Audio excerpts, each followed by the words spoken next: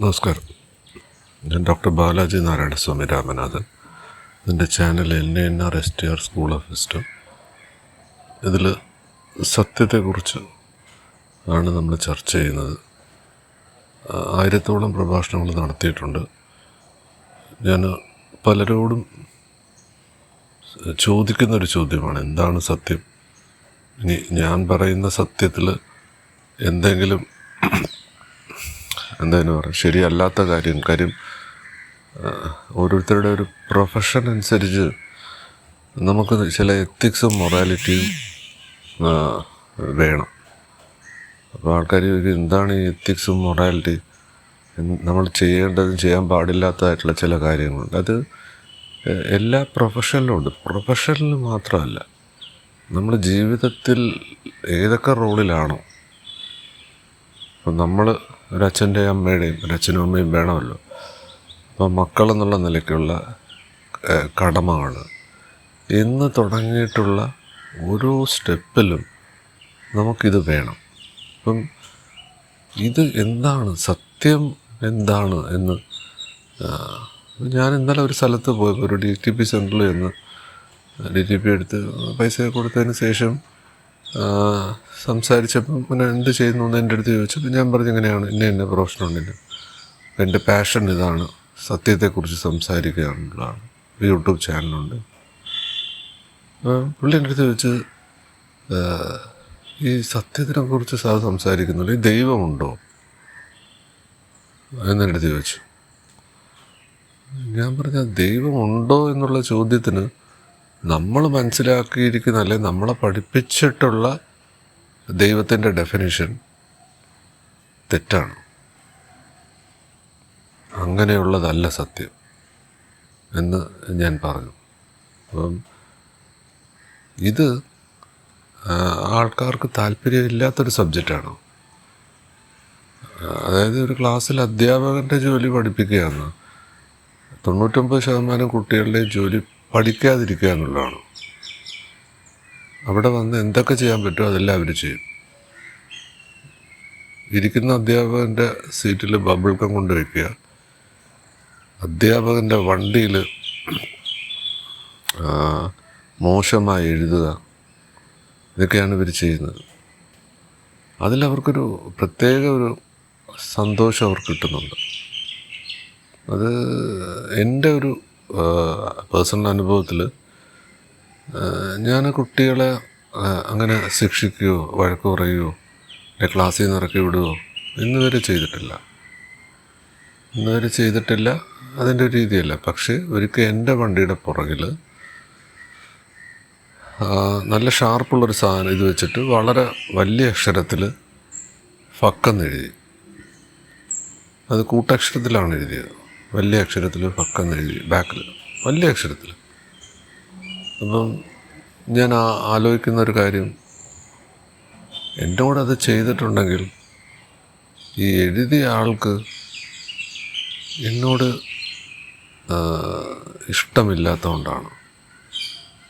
നമുക്കൊരാളോട് ഇഷ്ടമുണ്ടെങ്കിൽ, അല്ലെങ്കിൽ ഒരാളോട് സ്നേഹമുണ്ടെങ്കിൽ ഒരിക്കലും ചെയ്തില്ല. അപ്പം ഇവിടെ ഞാൻ പലപ്പോഴും ആലോചിച്ചിട്ടുണ്ട്, എൻ്റെ വേ ഓഫ് അപ്രോച്ച് തെറ്റാണോ? ഞാൻ പലരെയും കണ്ടിട്ടുണ്ട്, പല അധ്യാപകരെയും കണ്ടിട്ടുണ്ട്. പ്രത്യേകിച്ച് ഗവൺമെൻറ് കോളേജുകളിൽ ഞാൻ എല്ലാ കാറ്റഗറി സ്കൂളുകളിലും കോളേജുകളിലും ഞാൻ പഠിച്ചിട്ടുണ്ട്. ഞാൻ പഠിപ്പിക്കാനും പോയിട്ടുണ്ട്. അപ്പോൾ എനിക്ക് as A student, as A teacher, എനിക്കിത് ഈ വ്യത്യാസം അറിയാം. അപ്പം നമുക്ക് ഞാൻ ആ കുട്ടി അങ്ങനെ എഴുതിയപ്പം, ഇന്നിപ്പം എഴുതിയവർക്ക് അറിയാം, എന്നെ കേൾക്കുന്നുണ്ടെങ്കിൽ ആ കുട്ടിക്ക് റിയലൈസേഷൻ കാണും. ഇനി ആ കുട്ടി ചെയ്തത് തന്നെയാണ് ശരിയെന്ന് ഇപ്പോഴും ചിലപ്പോൾ വിശ്വസിക്കുന്നുണ്ടാവും. നമുക്കൊന്നും പറയാൻ പറ്റത്തില്ല. അപ്പം ഞാൻ പറയാൻ വരുന്നത്, എന്തുകൊണ്ട് നമ്മളോടിങ്ങനെ ആൾക്കാർ ചെയ്യുന്നു എന്ന് ചോദിച്ചാൽ, അത് നമ്മൾ സത്യത്തിൽ നിന്ന് സംസാരിക്കുമ്പം അതിൻ്റെ റെസ്പോൺസിബിലിറ്റി നമുക്കാണ്, കുട്ടിക്കല്ല. ഫക്കെന്ന് അതിനകത്ത് എഴുതിയ ആ കുട്ടിക്കല്ല ആക്ച്വലി. ഇത് എന്നുവെച്ചാൽ നല്ല രസമാണ്. ഒരു മഞ്ഞ കാറാണ്. ആ മഞ്ഞ കാറിൻ്റെ ബാക്കിൽ നല്ല വലിയ അക്ഷരത്തിൽ ഞാൻ ഒരാഴ്ച ഇത് കൊണ്ടു കിടന്നു, ഒന്നും ചെയ്യാതെ. അപ്പോൾ ആൾക്കാരൊക്കെ എന്നോട് പറഞ്ഞു വളരെ മോശമല്ലേ. ഞാൻ പറഞ്ഞു ഒരാഴ്ച കാണട്ടെ, ബാക്കിയുള്ള കുട്ടികൾ കാണട്ടെ. അപ്പോൾ വേറെ പലരും വന്ന് പറഞ്ഞു അയ്യോ സാറേ അതെന്താ വളരെ ഇതായിപ്പോയല്ലോ, കഷ്ടമായിപ്പോയല്ലോ, അങ്ങനെ വന്ന് കുറച്ച് കുട്ടികൾ പറഞ്ഞു. പക്ഷേ കുറച്ചധികം പേര് സന്തോഷിച്ച് കാണും. ഇതാണ് ശരിക്കും നമ്മുടെ ജീവിതത്തിൽ സംഭവിക്കുന്ന കാര്യം. നമ്മളോട് ഇഷ്ടമുള്ളവരും നമ്മളോട് ഇഷ്ടമില്ലാത്തവരുമാണ്. അപ്പോൾ എന്തിനാണ് നമ്മൾ ബാക്കിയുള്ളവരുടെ വിരോധം എന്തിനാണ് സമ്പാദിക്കുന്നത്? ആ കുട്ടി അങ്ങനെ എഴുതാനൊരു സാഹചര്യം നമ്മളല്ലേ കൊടുത്തത്. അപ്പം ഇത് നമ്മൾ പറയുമ്പം ഈ ഒരു ചേടത്തടിച്ചാൽ മറു ചേട് കാണിക്കണം എന്ന് പറയുന്നതിനപ്പുറം ഞാൻ പറയുന്നത് എന്തിന് നമ്മുടെ ചേടത്ത് ഒരാൾ അടിക്കണം? Prevention is better than cure അല്ലേ? ഒരു അസുഖം വന്നിട്ട് ചികിത്സിക്കുന്നതിനേക്കാളും അസുഖം വരാതിരുന്നാൽ പോരെ? ചായയും കാപ്പിയും കുടിച്ചാൽ ഇല്ല എന്നെ അസുഖം വരും എന്ന് പറഞ്ഞാൽ അത് കുടിക്കാതിരുന്നാൽ പോരെ? ആൽക്കഹോൾ യൂസ് ചെയ്താൽ ഇന്ന പ്രശ്നം വരും, അത് യൂസ് ചെയ്തായിരുന്നാൽ പോരെ? അപ്പം prevention is better than cure. അപ്പോൾ ഇവിടെ ഈ യൂട്യൂബിൽ ഇതിലുമൊക്കെ ഈ പഴയ വീഞ്ഞ് പുതിയ കുപ്പിയിലാക്കുന്ന പരിപാടി പോലെ ഒപ്പോ എന്നൊക്കെ പറഞ്ഞ് വളരെ പോപ്പുലറായിട്ട് ഇപ്പോൾ ഒരു സാധനം ഉണ്ട്. അത് ഒരു ഹവായൻ ഡോക്ടർ പ്രാക്ടീസ് ചെയ്ത ഒരു കാര്യമാണ്. അത് ജോ വിറ്റാലെ എന്ന് പറയുന്ന സീറോ ലിമിറ്റ് എന്ന് പറയുന്ന ബുക്കിലൂടെ വേൾഡിനെ അറിയിച്ചൊരു കോൺസെപ്റ്റാണ്. വലിയ കാര്യങ്ങളൊന്നുമില്ല. കുട്ടി ഫക്കെന്ന് എഴുതിയാൽ നമ്മൾ കാണേണ്ടത് I take responsibility, I am responsible, ഞാൻ ഉത്തരവാദിത്വം ഏറ്റെടുക്കുന്നു. എന്താണ് കുട്ടി ഫക്കെന്ന് എഴുതിയത്? കേട്ടാൽ വിചിത്രമായിട്ട് തോന്നും, പക്ഷേ അത് സത്യമാണ്. അതാണ് സത്യം. ഇനി ഐ ആം സോറി. എന്താണ് ഐ ആം സോറി? ഈ കുട്ടി ഇത് എഴുതാനൊരു സാഹചര്യം ഞാൻ ഒരുക്കിയത് കൊണ്ടല്ലേ. ഈ കുട്ടി വേറെ ആരുടെയും കാറിൽ എഴുതിയില്ലല്ലോ, എൻ്റെ കാറിൽ തന്നെയല്ലേ എഴുതിയത്. അതെന്താണ്? അപ്പം I take responsibility and I am sorry for the situation. ഇങ്ങനെയൊരു സാഹചര്യം ഒരുക്കിയത് ഞാനാണ്, അതിൻ്റെ ഉത്തരവാദിത്വം ഞാൻ ഏറ്റെടുക്കുന്നു, ഞാൻ ക്ഷമ ചോദിക്കുന്നു. ആരോട്? പ്രകൃതിയോട്. ഏതാ നമ്മൾ പറയുന്ന വണ്ണസ് ഉണ്ടല്ലോ. ഇന്നലെ ഈശാവാസ്യ ഉപനിഷത്താണ് ഇന്നലെ ചെയ്തത്. സത്യം എന്താണെന്നും ദൈവം എന്താണെന്നും. ഇന്നലെ ഞാൻ അവിടെ ചെന്നപ്പോൾ എൻ്റെ അടുത്ത് ആ DTP സെൻറ്ററിലെ പുള്ളി ഇന്നലെ ചോദിക്കുമ്പം ഞാൻ ഇന്നലെ നടത്തിയ ടോക്ക് ദൈവത്തെക്കുറിച്ചാണ്. ഏതാ ഉപനിഷത്തിലെ ഡെഫിനിഷനാണ്. ഈ ചപ്ലാന്തി പുസ്തകങ്ങളും തുണ്ടു പുസ്തകങ്ങളും വെച്ചിട്ടല്ല, ഇനി ആ പുസ്തകത്തിൽ നിന്ന് എടുത്ത് പറഞ്ഞതുമല്ല. ഞാൻ ഉപനിഷത്ത് വായിച്ചിട്ടുമില്ല, എനിക്ക് സംസ്കൃതം അറിഞ്ഞും കൂടാ. അപ്പം I am responsible, I am sorry. പിന്നെന്താ? I love you. എന്താണ് I love you? Love you എന്ന് പറഞ്ഞാൽ പുറത്തല്ല. We love ourself, we take responsibility and we are sorry. എന്തിനാണ്? ഈ പരമമായ സത്യം പഠിക്കാതെ രണ്ടിൽ നിന്നുകൊണ്ടാണ് നമ്മൾ ഈ സംസാരിക്കുന്നതും പ്രവൃത്തിയും എല്ലാം. നമ്മൾ തന്നെയാണ് സൃഷ്ടാവ്. ആ കുട്ടി വേറെ അല്ല, ആ കുട്ടി ടീച്ചറിൻ്റെ റിഫ്ലക്ഷനാണ്. ഇനി പിന്നെന്താ? ഐ ആം റെസ്പോൺസിബിൾ, പിന്നെ ഐ ലവ് യു. എന്തിനാ? ഈ പരമമായ സത്യം എന്നിലേക്ക് വന്നതുകൊണ്ട്. അന്ന് ആ സംഭവം നടന്നപ്പോൾ എൻ്റെ മനസ്സിലുള്ള എന്താ? ഈ കുട്ടി ഇങ്ങനെ ഒരിക്കലും നന്നാവത്തില്ല, ഇവനെയൊക്കെ പഠിപ്പിച്ചിട്ട് എന്ത് കാര്യം, ഇവനോടൊന്നും സംസാരിക്കരുത്. അവന്മാരെല്ലാം രാഷ്ട്രീയമായിട്ടുള്ള കാര്യമാണ്, എന്ത് സംസാരിച്ചാലും അവന്മാർ പ്രശ്നം ഉണ്ടാക്കും. വേണമെങ്കിൽ ഗവൺമെൻറ്റിൽ ഇടപെട്ട് ആ അധ്യാപകൻ്റെ സ്ഥലം മാറ്റം വരെ നടത്തും. ഭീഷണി, ഭയം.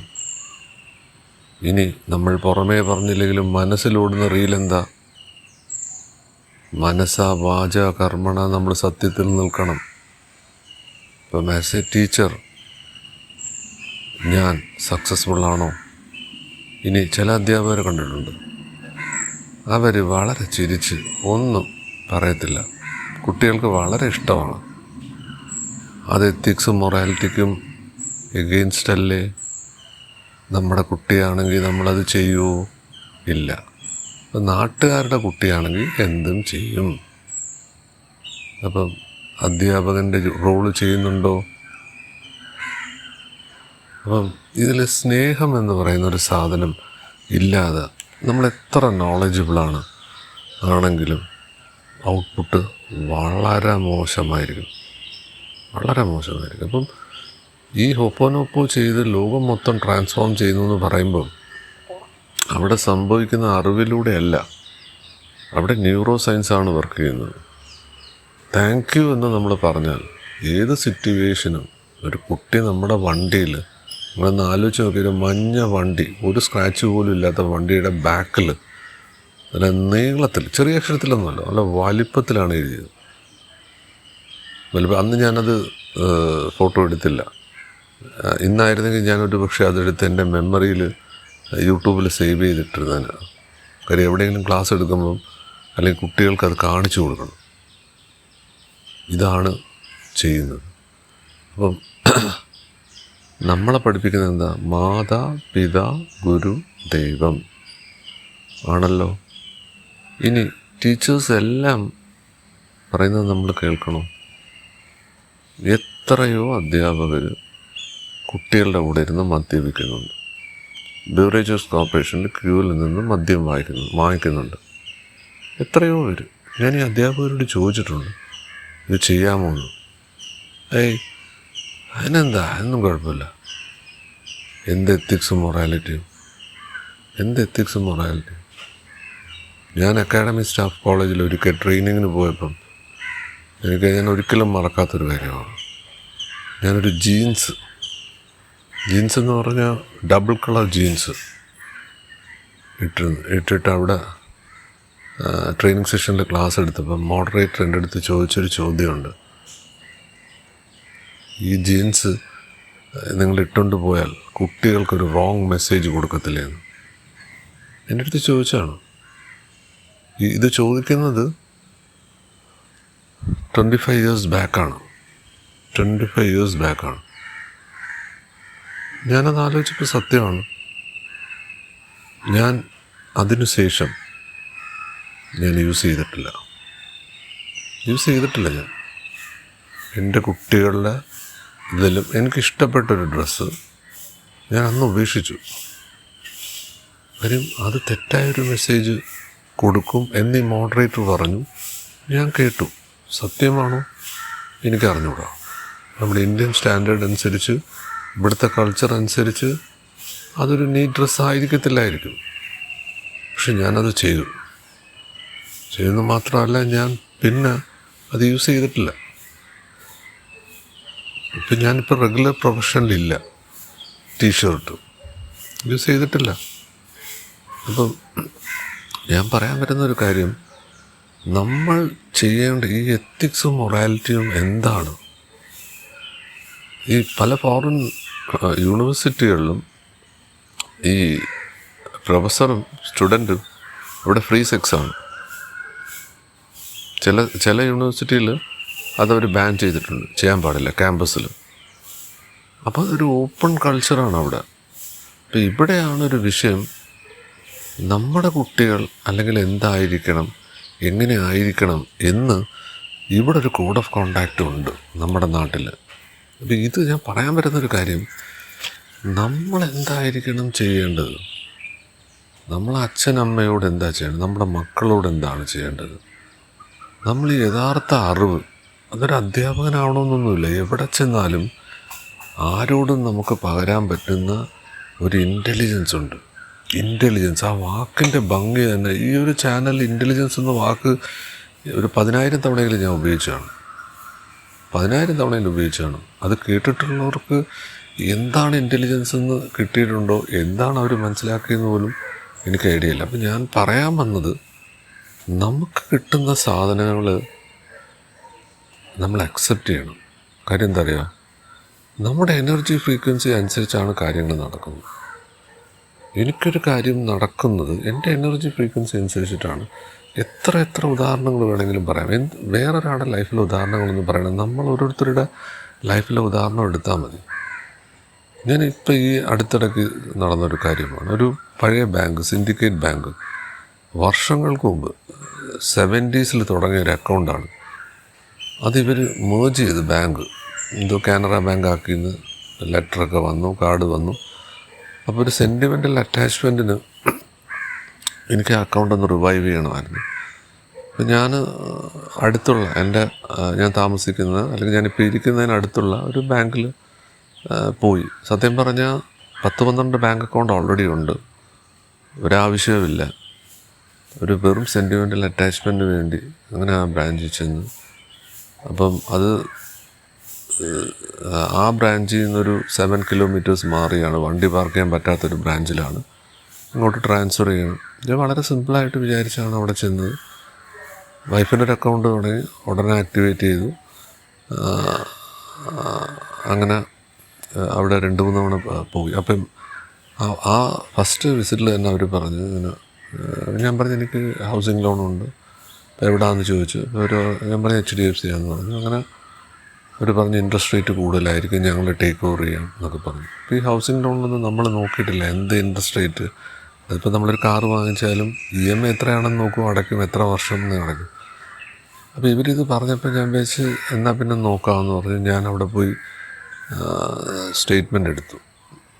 സ്റ്റേറ്റ്മെൻറ്റ് എടുത്തപ്പം 8.75 അങ്ങനെയാണ് അവരുടെ ഇൻട്രസ്റ്റ് റേറ്റ് അതിനകത്ത് കാണിച്ചത്. അപ്പോൾ ഇവർ 7.4 ആണ്. ഇപ്പം നമ്മൾ ഈ കോമേഴ്സും മാനേജ്മെൻറ്റും ഒക്കെ പഠിച്ചിട്ടുള്ളതുകൊണ്ട് നമുക്ക് പ്രത്യേകിച്ച് കാൽക്കുലേറ്ററൊന്നും വേണ്ട കണക്ക് കൂട്ടാനായിട്ട്. അപ്പോൾ ഞാൻ നോക്കിയപ്പോൾ ഒരു ദിവസം 2,000 രൂപ അധികം അടയ്ക്കുന്നു. ഇപ്പുറത്തോട്ട് വന്നാൽ കാനറ ബാങ്കിലോട്ട് വന്നാൽ ഒരു ദിവസം 2,000 രൂപ ലാഭമുണ്ട്. അപ്പോൾ ഞാൻ നോക്കിയപ്പോൾ കൊള്ളാം. അപ്പോൾ ഇവരുടെ അടുത്ത് പറഞ്ഞ് ടേക്ക് ഓവർ ചെയ്യാൻ പറഞ്ഞു. അങ്ങനെ ഇവരെന്തോ ഡോക്യുമെൻ്റ് ചോദിച്ചു, ഇവരവിടെ പോയി. പിന്നെ വക്കീലെന്തോ ഡോക്യുമെൻ്റ് ചോദിച്ചു. ഇന്നത്തേക്ക് 1 മാസമായി. ടേക്ക് ഓവർ നടന്നില്ല.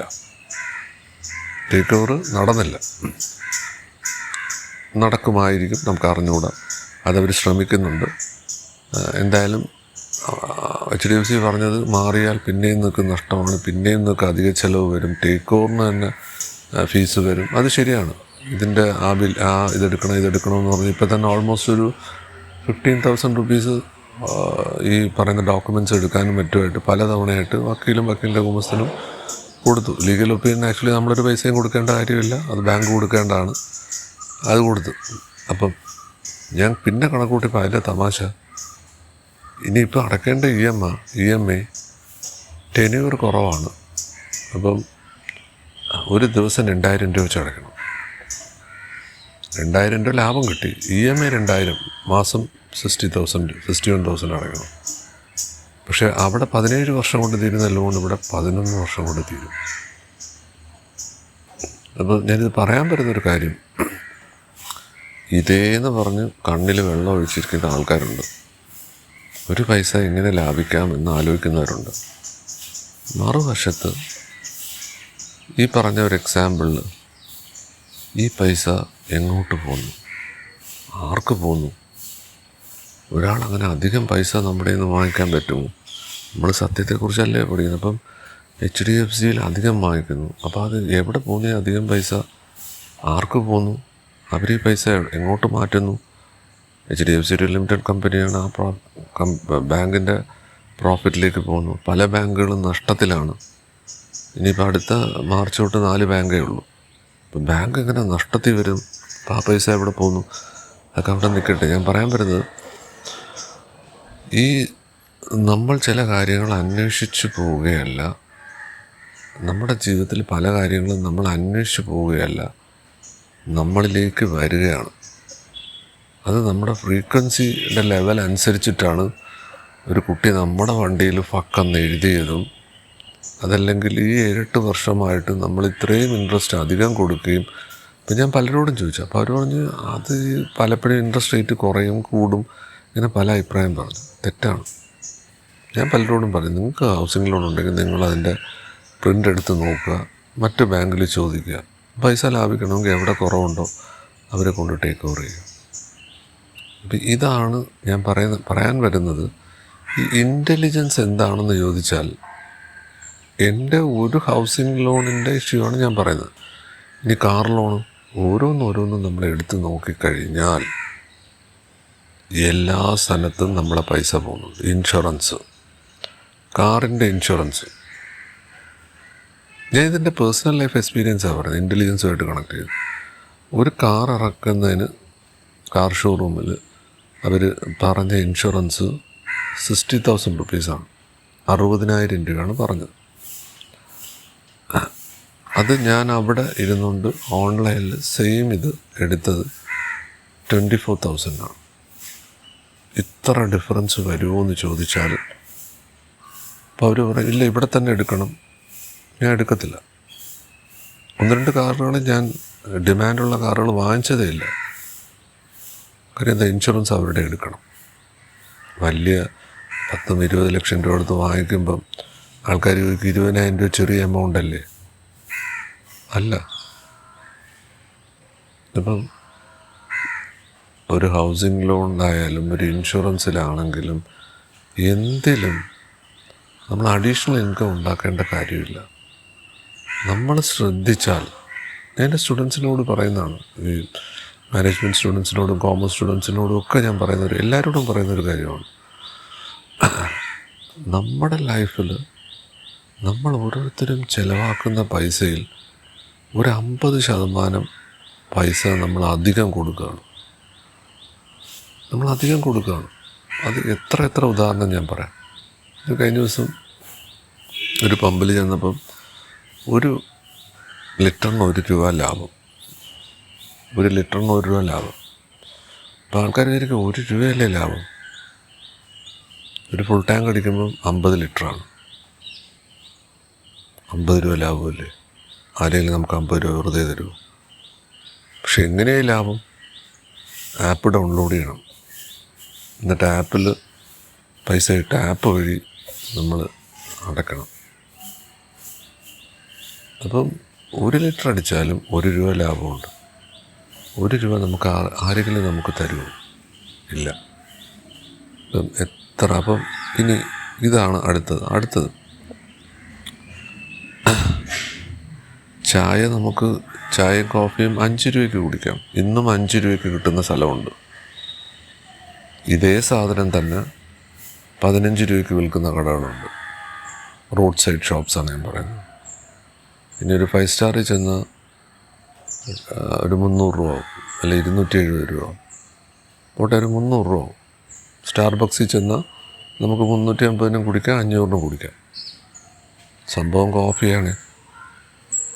അപ്പം ഇത് നമുക്ക് ക്ലാസിഫൈ ചെയ്യാൻ പറ്റുന്ന കാര്യങ്ങളല്ല. ഇതെല്ലാം നമ്മുടെ ഇൻ്റലിജൻസ് അനുസരിച്ച് നമ്മുടെ കയ്യിൽ പൈസ കുറയുന്നു, അല്ലെങ്കിൽ നമുക്ക് കൂടുതൽ സേവ് ചെയ്യണോ എന്ന് ഓരോരുത്തരും ഇൻ്റലിജൻസ് അപ്ലൈ ചെയ്യേണ്ട കാര്യമാണ്.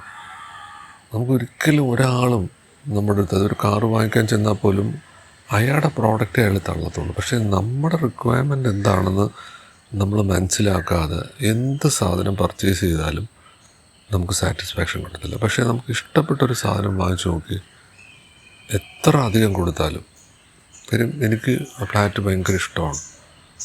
അന്ന് HDFC വിചാരിച്ചുകൊണ്ടാണ് അത് നടന്നത്. അതുകൊണ്ട് എന്നെ സംബന്ധിച്ച് അതിനകത്ത് റിഗ്രറ്റ് എനിക്കില്ല. ഇവരെടുത്താലും ഓക്കെ, എടുത്തില്ലെങ്കിലും ഓക്കെ. ഇനി എന്താ, ലോൺ ക്ലോസ് കിട്ടുന്ന എമൗണ്ട് അതിനകത്ത് അടച്ചു തീർക്കുക. അതും ഈ ബാങ്കുകാർ പറഞ്ഞപ്പോഴാണ് ഞാൻ മനസ്സിലാക്കുന്നത്. 1000 രൂപ കിട്ടിയാലും നിങ്ങൾ അതിനകത്ത് അടയ്ക്കൂ. എത്ര ചെറിയ തുകയുണ്ടെങ്കിലും അതിനകത്ത് അടയ്ക്കൂ. നമ്മൾ പിന്നെ പോയി വേറെ ചിട്ടി തുടങ്ങുകയോ വേറെ ഒന്നും ചെയ്യണ്ട. ഈ 7.4% നമ്മൾ മന്ത്ലി എത്ര നിസ്സാര എമൗണ്ട് അടച്ചാലും അത് കുറയും. ഇത് എന്നെ കേൾക്കുന്നവർ ഇതിനേക്കാളും ഇൻ്റലിജൻ്റ് ആയിരിക്കും. അപ്പം ഞാൻ പറയുന്നത് നമ്മൾ ഇൻ്റലിജൻസ് എവിടെയാണ് അപ്ലൈ ചെയ്യേണ്ടത്? നമ്മളിലാണ്. കാര്യം നമുക്കാണ് തൃപ്തി വരേണ്ടത്. പക്ഷെ പലപ്പോഴും നമ്മൾ ബാക്കിയുള്ളവരെ ഉപദേശിക്കാനും നന്നാക്കാനുമാണ് നടക്കുന്നത്. അപ്പം ഞാൻ ഇൻ്റലിജൻസ് എന്നുള്ള വേർഡ്, അല്ലെങ്കിൽ ഗോഡ് എന്നുള്ള വേർഡ്, ട്രൂത്ത് എന്നുള്ള വേർഡ്, അതിനെ നമ്മൾ ഇന്ത്യയിലുള്ളവർ തർക്കിക്കേണ്ട. ഈശാവാസ്യ ഉപനിഷത്തിൽ ഇന്നലെ ചെയ്തിട്ടുണ്ട്. അതിൽ വ്യക്തമാണ്. ഇനി ആരെങ്കിലും തർക്കിക്കാൻ വന്നാൽ നമ്മൾ തർക്കിക്കാനും നിൽക്കേണ്ട. അവർ പഠിച്ചിട്ടുമില്ല, അവർ പഠിക്കാൻ ഉദ്ദേശിക്കുന്ന ആൾക്കാരല്ല. അവരോട് തർക്കിക്കരുത്, വാദിക്കരുത്. പക്ഷെ നമ്മൾ കോടതിയിൽ വക്കീലായിട്ട് അപ്പിയർ ചെയ്യുമ്പം അവിടെ നമ്മൾ തർക്കിക്കുകയും വാദിക്കുകയും അല്ല ചെയ്യുന്നത്. നമ്മൾ നമ്മുടെ സ്റ്റാൻഡാണ് പറയുന്നത്. അവിടെ നീതി ദേവത തീരുമാനിക്കും. ചിലപ്പോൾ പ്രതിയെ വെറുതെ വിടും, തെളിവില്ലാത്തതുകൊണ്ട്. കോടതിക്ക് അറിയാം. പക്ഷേ അത് നമ്മൾ പറയുന്നത് പോലെയാണ്. അപ്പം പുറമേ നിന്ന് നോക്കുമ്പോൾ ഒരു സാധാരണക്കാരന് ഈ വക്കീലെന്താ ഇങ്ങനെ ചെയ്ത്, ഈ വക്കീലെന്താ അയാൾക്ക് അപ്പിയർ ചെയ്ത്? വക്കീൽ നിയമത്തിന് വേണ്ടി അപ്പിയർ ചെയ്യാണ്. നിയമം അനുസരിച്ച് വേണം അയാളെ ശിക്ഷിക്കാൻ. നിയമത്തിലില്ലാത്ത കാര്യം പറഞ്ഞാൽ അയാളെ ശിക്ഷിക്കാൻ പറ്റത്തില്ല. അതിന് തെളിവ് വേണം. എത്തിക്സും മൊറാലിറ്റി. അപ്പോൾ ആൾക്കാർ, വക്കീലാണോ നിങ്ങൾ? നിങ്ങൾക്ക് എന്ത് എത്തിക്സും മൊറാലിറ്റിയും ഉണ്ട്?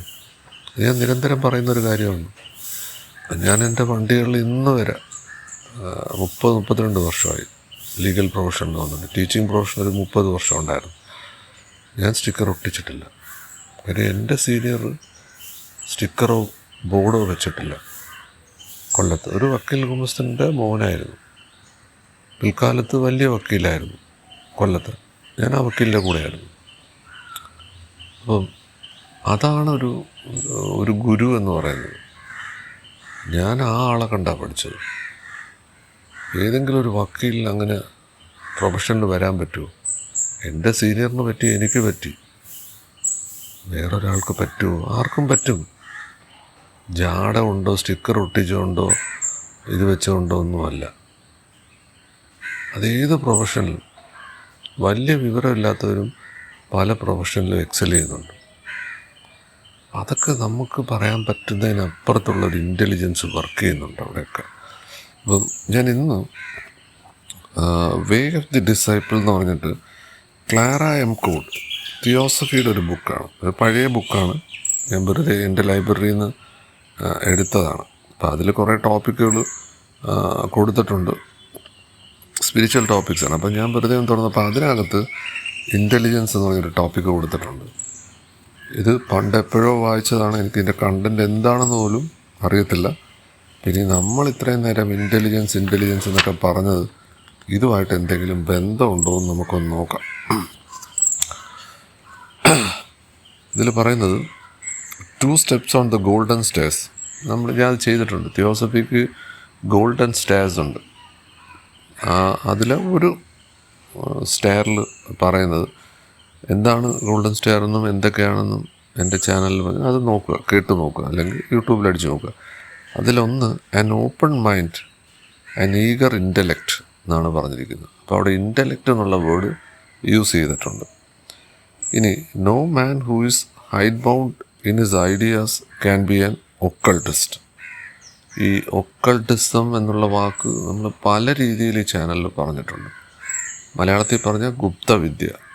ഇപ്പം അങ്ങനെയൊക്കെ പറയുമ്പം പിന്നെ ഇത് മന്ത്രവാദം, തന്ത്രമാണോ, അതാണ് ഇതാണ് 100 ചോദ്യം വരും.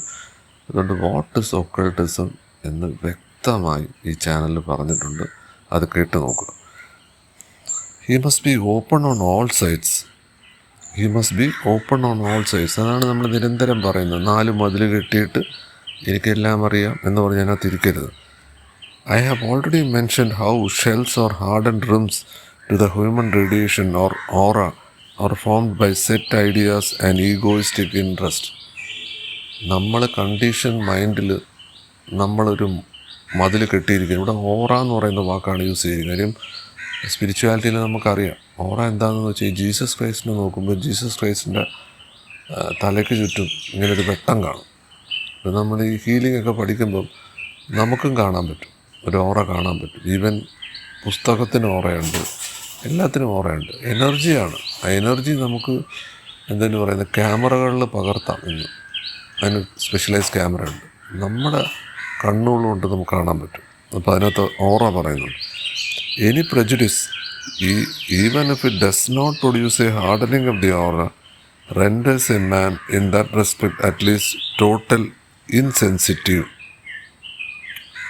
Rigid thinking does this to the mental vehicle of consciousness. Rigid thinking എന്ന് പറഞ്ഞാൽ ഞാൻ പിടിച്ച മുയലിന് 3 കാലെന്ന് പറയുന്നു, ആ ഒരു അവസ്ഥയുണ്ട്. ഇനി എന്തൊക്കെ പറഞ്ഞാലും അയാൾ പറയുന്നതിന് അയാൾ മാറത്തില്ല. കാര്യം എന്താ? അയാളെ കുറ്റം പറഞ്ഞിട്ട് കാര്യമില്ല. അയാൾ ആദ്യമായിട്ട് മുയലിനെ കാണുകയും പിടിച്ചപ്പോൾ അതിന് 3 കാലേ ഉള്ളൂ. കുറ്റം പറഞ്ഞിട്ട് കാര്യമുണ്ട്. Rigid thinking does thing to the mental vehicle of consciousness. Selfish. എന്താണ് സെൽഫിഷ്? ഞാൻ എന്ന ഭാവം എന്ന് പറഞ്ഞാൽ ഏതാണ്? 800 കോടി കുടത്തിൽ സൂര്യനെ കണ്ടിട്ട് 800 കോടി എന്ന് പറഞ്ഞാൽ ഇന്ന് ലോകത്ത് ജീവിച്ചിരിക്കുന്ന മനുഷ്യവർഗത്തിൻ്റെ പോപ്പുലേഷനാണ്. അവർ വിചാരിക്കുകയാണ് ഞാൻ സെപ്പറേറ്റ് ആണ്. അതാണ് സെൽഫിഷ്. അങ്ങനെയുമല്ല. ബിഗ് ബാങ്കിന് മുമ്പ് നമ്മൾ ഒന്നായിരുന്നു. ബിഗ് ബാങ്കിന് ശേഷമാണ് ഇപ്പം നമ്മൾ 800 കോടി മനുഷ്യരായി മാറിയത്. ഇനി ഈഗോയിസ്റ്റ്, ഞാൻ വേറെയാണെന്ന ഭാവം. And desire does the same to the emotional sheath. ഇനി ആഗ്രഹം. എന്താണ് ആഗ്രഹം? പഞ്ചേന്ദ്രിയങ്ങളിലൂടെ വരുന്നതെല്ലാം പേഴ്സണാലിറ്റിയാണ്. ഇനി ഇതിൽ പറയുന്നത് master can heighten the radiating currents. Masters നമുക്ക് നമ്മളെ ഹെൽപ്പ് ചെയ്യാൻ പറ്റുമെന്ന് പറയുന്നുണ്ട്. ഹയർ എനർജീസിലാണ് അവിടെ പറയുന്നത്.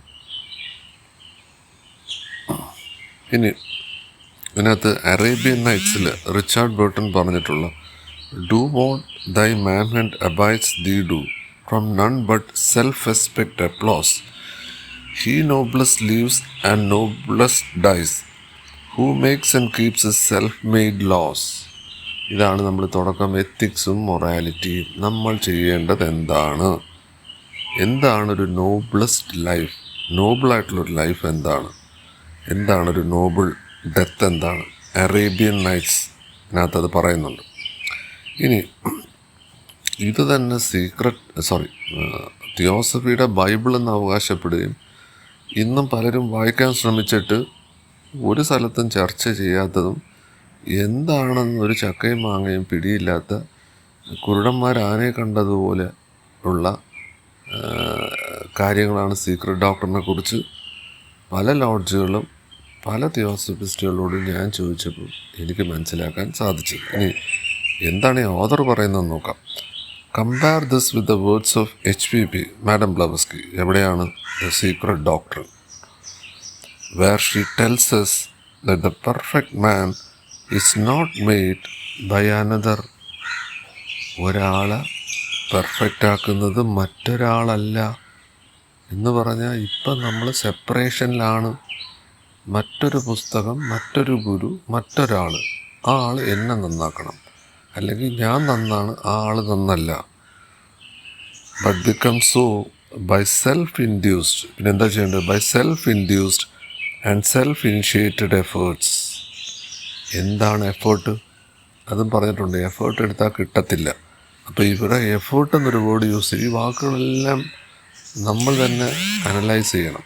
ഇനി എന്താണ്? ചെക്ഡ് ബൈസ് കർമ്മ. അതെന്താണ് കർമ്മ?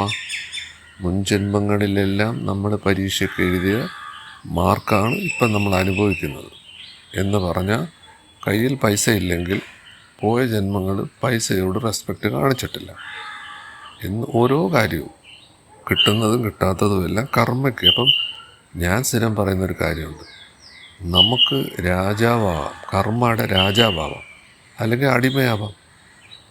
അറിവിലൂടെ നമ്മളാണ് രാജാവ്. നമുക്കെന്ത് കർമ്മ? നമുക്ക് കർമ്മമൊന്നുമില്ല. അടിമകൾക്ക്, വിവരമില്ലാത്തവർക്ക്, അജ്ഞതയുള്ളവർക്കാണ് കർമ്മ. ഇനി thus ascending through all the degrees of intelligence.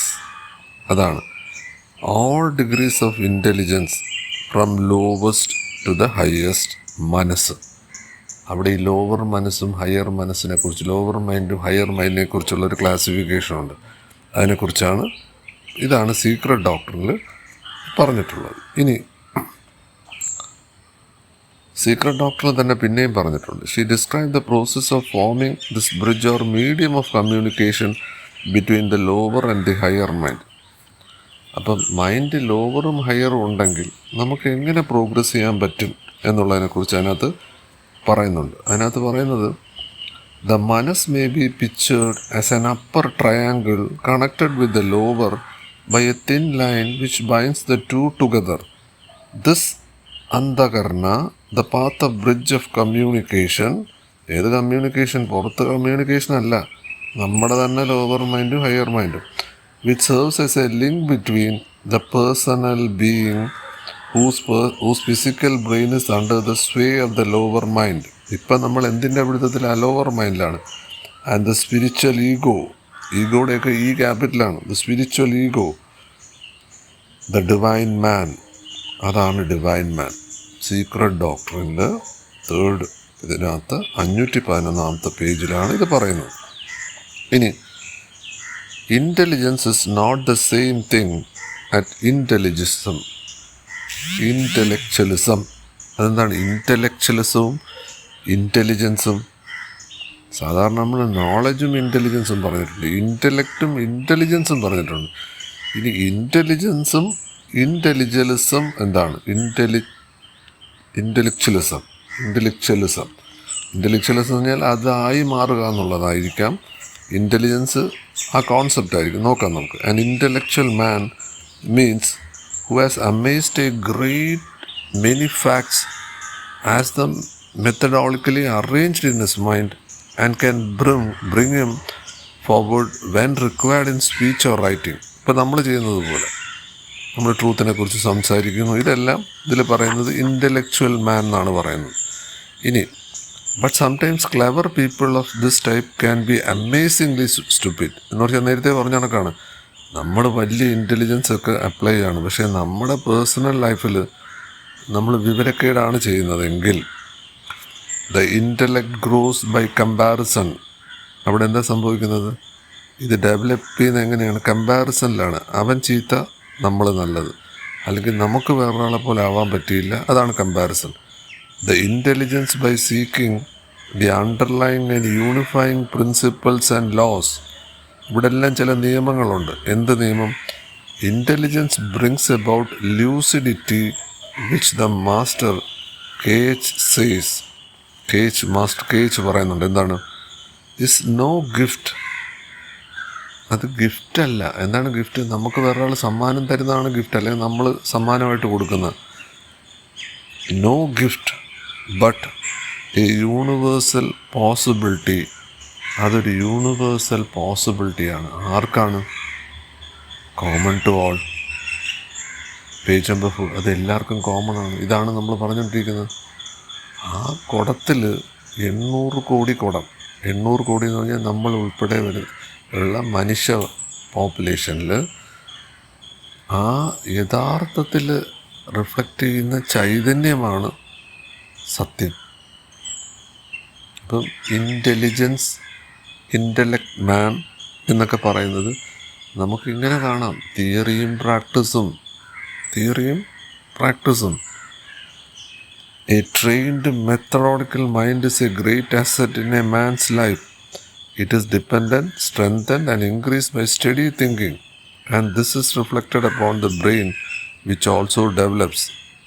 The would-be occult things, studies, meditates and ponders. ഇതൊക്കെ ശ്രദ്ധിക്കണം. ആലോചിക്കാൻ പാടില്ല. പഠിക്കാൻ പാടില്ല. മെഡിറ്റേറ്റ് ചെയ്യാൻ പാടില്ല എന്നൊക്കെ നമ്മൾ ഈ ചാനൽ നിരന്തരം പറയുന്നതാണ്. ഇനി എന്താ പറയുന്നത്? One of the preliminaries to yoga. ഇതെല്ലാം തുടക്കമാണ് യോഗയുടെ. എന്താണ്? പതഞ്ജലി പറയുന്നത് ഡീപ്പ് തോട്ട് ആൻഡ്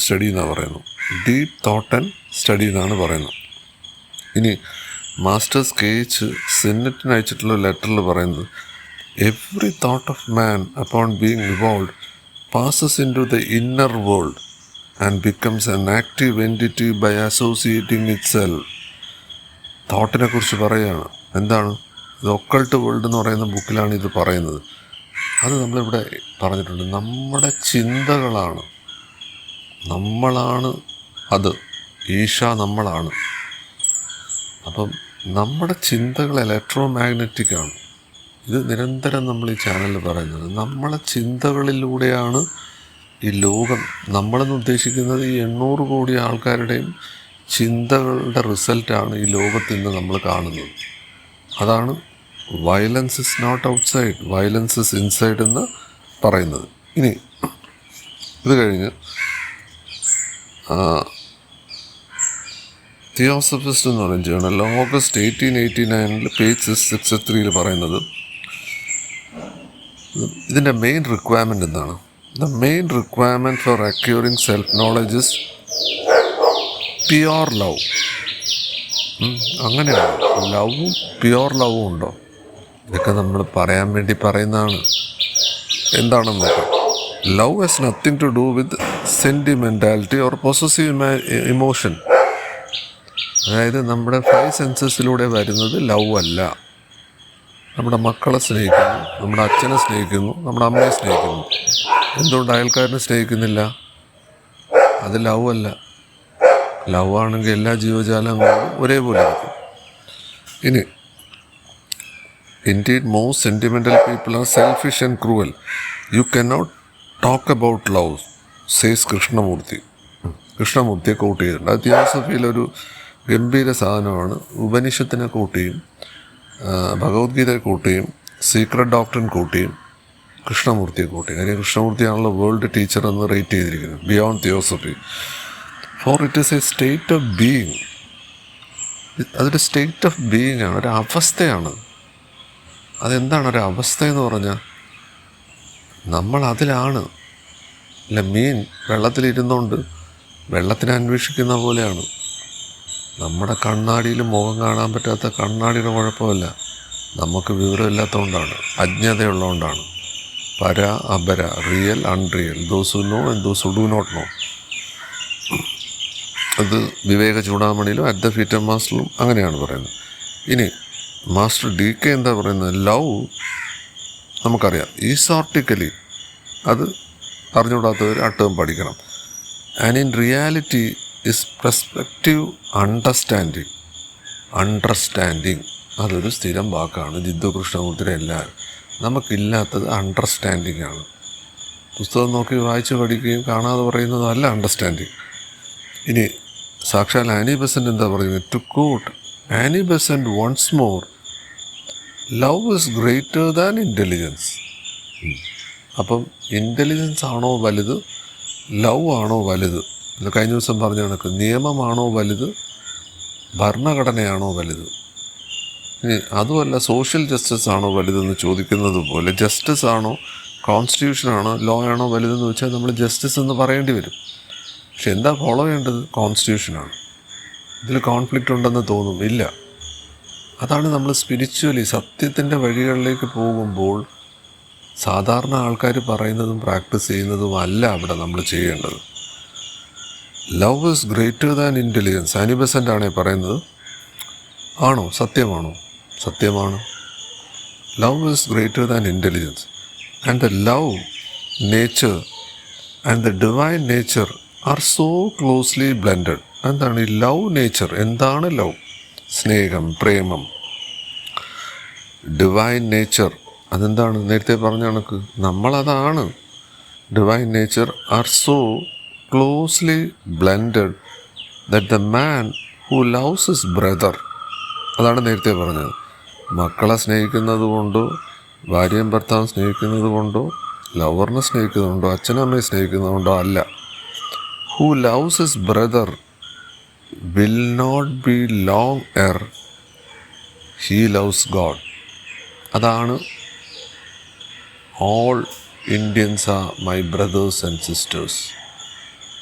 ഞാൻ പറയുന്നത് all Indiansനെ എടുത്ത് മാറ്റിയിട്ട് all are my brothers and sisters എന്ന് നമ്മൾ എന്ന് മനസാ വാചാ കർമ്മണ നമുക്കെത്താൻ പറ്റുന്നു, അന്ന് ആണ് നമ്മൾ സ്നേഹത്തെ തിരിച്ചറിയുന്നത്, ലവ് തിരിച്ചറിയുന്നത്. ആ അനുഭൂതിക്കാണ് ഇവരെല്ലാം നമ്മളെ ഇങ്ങനെ ഓടിക്കുന്നത്, പലതിലൂടെയും പറഞ്ഞു തരുന്നത്. അതുകൊണ്ടാണ് ചിലർക്കൊരു പക്ഷേ ജിദ്ദു കൃഷ്ണമൂർത്തി വഴങ്ങും, ചിലർക്ക് സീക്രട്ട് ഡോക്ടറിൻ വഴങ്ങും, ചിലർക്ക് ഭഗവത്ഗീത വഴങ്ങും, ചിലർക്ക് വേദമായിരിക്കും, ചിലർക്ക് ഉപനിഷത്തായിരിക്കും. അതുകൊണ്ടാണ് ഈ ചാനലിൽ പലതിലൂടെയും ഒന്നും പ്രിപ്പയർ ചെയ്തിട്ടല്ല സംസാരിക്കുന്നത്. ലൈബ്രറിയിൽ നിന്നൊരു ബുക്ക് എടുക്കും, ചിലപ്പോൾ ഒരു ബുക്ക് വെച്ച് പറയും, അല്ലെങ്കിൽ ബുക്കില്ലാതെ പറയും. എന്തിനാ? നമ്മൾ ഈ ഓരോ ടോക്കിലും പറയുന്നതിൽ എന്തെങ്കിലും വ്യത്യാസമുണ്ടോ? ഒരു വ്യത്യാസവും ഇല്ല. എന്നുവെച്ചാൽ ഏതൊന്നാണോ നമ്മൾ അറിയേണ്ടത് അതറിഞ്ഞു കഴിഞ്ഞാൽ വേറൊന്നും അറിയണ്ട. എന്തോ നമ്മൾ അറിയേണ്ടത്? LOVE. എന്താണ് ഇതിൻ്റെ മലയാളം എന്ന് വെച്ചാൽ പലരും പറയും പ്രേമം, സ്നേഹം, എന്തെങ്കിലും പറയും, എന്തെങ്കിലും ആയിക്കോട്ടെ. ഇംഗ്ലീഷിൽ ഒറ്റ വാക്കേ ഉള്ളൂ, ലവ്. ഇനി കൺക്ലൂഡ് ചെയ്യാണ്. So let us develop the power of our mind. നമ്മുടെ മനസ്സിൻ്റെ പവർ നമ്മൾ അറിയണം. Let us not be deceived by them. ഇനി എന്താ? അത് നമ്മളെ ചീറ്റ് ചെയ്യും. ഉർവശി, രംഭ, മേനക എന്ന് പറയുന്നത് ഒന്ന് പിടിക്കും. അത് ബാങ്കിൻ്റെ രൂപത്തിലാവും, ഇൻഷുറൻസിൻ്റെ രൂപത്തിലാവാം, കാറിൻ്റെ രൂപത്തിലാവാം, ഭക്ഷണത്തിൻ്റെ രൂപത്തിലാവാം. നേരത്തെ പറയുന്ന കണക്ക് 5 രൂപയ്ക്കും ചായ കുടിക്കാം, 300 രൂപയ്ക്കും കുടിക്കാം എന്ന് പറഞ്ഞ കണക്ക്. But devote them to a noble service. ഇനി an open mind, an eager intellect. അപ്പം നമുക്ക് ഇതിലേക്ക് കടക്കണമെങ്കിൽ വേണ്ടത് ഓപ്പൺ മൈൻഡാണ്. എന്ന് പറഞ്ഞാൽ ഫ്രീഡം ഫ്രം നോണാണ്. ഈ പണ്ടാരം പഠിച്ച സാധനത്തിനെ പിടിച്ചു വെച്ചിട്ട് എനിക്ക് ലോകത്തെ എല്ലാ കാര്യവും അറിയാമെന്ന് പറഞ്ഞാൽ ഒരു ചുക്കും ചുണ്ണാമ്പും കിട്ടത്തില്ല. എന്ന് പറയുന്നത് ആദ്യം നിങ്ങളുടെ കപ്പ് കാലിയായിട്ട് കൊണ്ടുപോകുക, നിങ്ങളുടെ പാത്രം കാലിയായിട്ട് കൊണ്ടുപോകുക. എന്നാലല്ലേ എനിക്കതിനകത്ത് ഭക്ഷണം വെച്ച് തരാൻ പറ്റൂ. ഇല്ല, ഇതിൻ്റെ പുറത്തേക്ക് ഇടണം. പുറത്തേക്ക് ഇട്ടാൽ എന്ത് പറ്റും? ഗ്ലാസ് നിറഞ്ഞിരിക്കുകയാണെങ്കിൽ പുറത്ത് കവിയും, നമ്മുടെ ഉള്ളിലേക്ക് വരത്തില്ല. അതാണ് ഓപ്പൺ മൈൻഡ്. ഇനി an open and eager intellect R useful instruments in the master service. They are master വല്ലതും നമ്മുടെ കപ്പിലേക്ക് ഒഴിക്കണേ, അത് കാലിയാക്കണ്ടേ. നേതി എന്ന് പറയുന്ന സാധനമാണ് ഉപനിഷത്തിൽ പറയുന്ന നേതി. ഉപേക്ഷിക്കൂ. അല്ലാതെ അക്വയർ ചെയ്യൂ എന്നല്ല. പഠിക്കൂ അല്ല. അത് പരീക്ഷയ്ക്ക് പഠിക്കാൻ വേണ്ടി പഠിക്കാം, പ്രൊഫസറാവാൻ പഠിക്കാം, PhD എടുക്കാൻ പഠിക്കാം. വേറെന്തോ? സുകുമാർ അഴീക്കോടിനെ കണക്ക് പ്രഭാഷണം നടത്തണമെങ്കിൽ പഠിക്കാം. 10,000 പ്രഭാഷണം സുകുമാർ അഴീക്കോട് നടത്തിയിട്ടുണ്ട്. യൂട്യൂബിൽ കയറിയിട്ട് 3 പ്രഭാഷണം കേട്ട് നോക്കിയാൽ എന്ത് സബ്ജക്റ്റിനെ കുറിച്ച് സംസാരിക്കുന്നു എന്നുള്ളത് സംസാരിക്കുന്ന ആൾക്കും അറിയത്തില്ല, കേൾക്കുന്ന ആൾക്കും അറിയത്തില്ല. പക്ഷേ ഗംഭീര രസമാണ് കേൾക്കാൻ. അത് ചില പാട്ടൊക്കെ കേൾക്കുമ്പോൾ നല്ല രസമാണ്. അതിനകത്ത് ശ്രുതി ഉണ്ടോ മറ്റേ ഉണ്ടോ എന്ന് ചോദിച്ചാൽ ഒരു ചുക്കും ചുണ്ണാമ്പും കാണത്തില്ല എന്ന് പറയുന്നത് പോലെ. ഇനി they are necessary steps on the ladder upwards. കയറുന്ന ഈ സ്റ്റെപ്പിൽ ഗോൾഡൻ സ്റ്റേഴ്സ് എന്നൊക്കെ പറയുന്നില്ലേ, അതിൽ 1, 2, 3 എന്ന് പറയുന്നത്. For no unintelligent man. Intelligent man പറഞ്ഞതിന് opposite unintelligent man can become a chela, but once truly transcended, the man is led from the known to the unknown. അറിവിൽ നിന്നും നോൺ ടു അൺനോൺ. അപ്പോൾ ഒരു അൺനോൺ ആണ്. ഈ unknown എന്ന് ഇവർ ഉദ്ദേശിക്കുന്ന ടൈം ആൻഡ് സ്പേസിന് അപ്പുറമാണ്. അത് നമ്മൾ ഈ നോണിൽ നിന്ന് അത് കിട്ടത്തില്ല. അതാണ് ഇവർ നേതി എന്ന് പറയുന്നത്. അതാണ് നമ്മുടെ വിവേകാനന്ദൻ്റെ ഗുരു കാളി ഉപേക്ഷിക്കാൻ തയ്യാറല്ലായിരുന്നു. തോത്താഗിരി വന്ന അവസാനം ആജ്ഞാചക്ര കട്ട് ചെയ്തെടുത്താണ് ദൂരെ കളഞ്ഞത്. ഇനി but once truly transcended the man is led from the known to the unknown. അതൊക്കെ വളരെ മനസ്സിൽ പതിപ്പിക്കേണ്ട വാക്കുകളാണ്. Known to the unknown, from the visible to the invisible, മാനിഫെസ്റ്റഡും അൺമാനിഫെസ്റ്റഡും. നമ്മളിപ്പോൾ ഈ കാണുന്ന കണ്ണുകൊണ്ട് കാണുന്നതും ചെവി കൊണ്ട് കേൾക്കുന്നതും അല്ല സത്യം, അത് മായയാണ്. Invisible and these last. അതാണ് എപ്പോഴും ലാസ്റ്റ് ചെയ്യുന്നത്. ആര് പറഞ്ഞിരിക്കുന്നത്? സെൻറ്റ് പോളാണ് പറഞ്ഞിരിക്കുന്നത്. Saint Paul are in themself the evidence of things not seen. Hebrew 11:1 പറയുന്നത്. And the things which are seen are temporal. കാണുന്നതെല്ലാം ടെമ്പററി. നമ്മളിവിടെ മായ എന്ന് പറയുന്നില്ലേ, അതവിടെ ബൈബിളിൽ അവർ പറയുന്നുണ്ട്. But the things which are not seen are eternal. നമ്മൾ കാണാത്തതാണ് എറ്റേണൽ ലവ്, പരമമായ സത്യം. അതെവിടെ? 2 Cor 4:18 പറഞ്ഞിരിക്കുന്നത്.